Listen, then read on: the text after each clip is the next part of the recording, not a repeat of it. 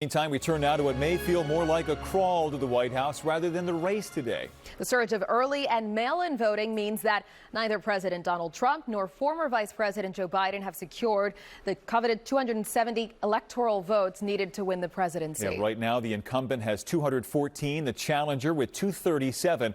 Within the last few hours, Wisconsin, one of the hard-fought so-called blue wall states that went to Trump in 2016, fell to Biden. Trump is currently leading in the critical swing state of Pennsylvania, but there are still more than 1 million ballots that need to be counted, a move the president is now suing to try and stop. Well, though we knew the election would likely not be decided last night, that doesn't make it any easier to deal with all this uncertainty. For more on how Pennsylvanians are dealing with the knowledge that the Keystone State is at the center of the political universe right now, we turn to Action News reporter Jacqueline Lee. She is live in Ardmore. Jacqueline.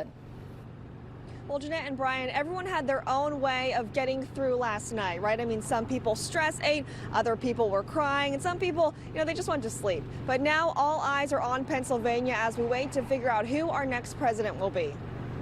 With the race between Joe Biden and Donald Trump closer than ever, we all knew it would come down to Pennsylvania. I've never thought I would see something like this in my lifetime.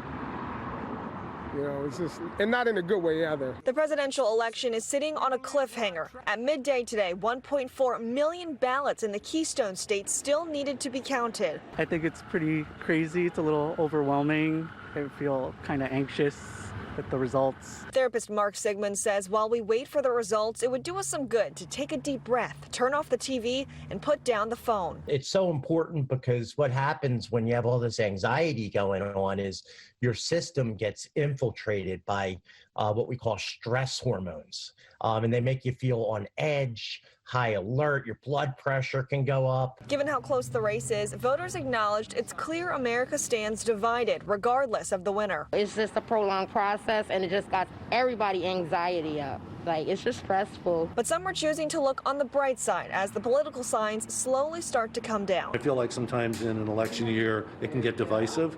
So the fact that things are over, I think, is, well, we don't know the victor yet, but at least the voting's over and all the advertising and promotion's over, and I think people can just move on. And the therapist you heard from earlier in the piece says it's really helpful just to get outside, to exercise, and focus on the now, focus on what you can control. Live in Ardmore, Jacqueline Lee, Channel 6 Action News. Sarah. Jacqueline, thank you.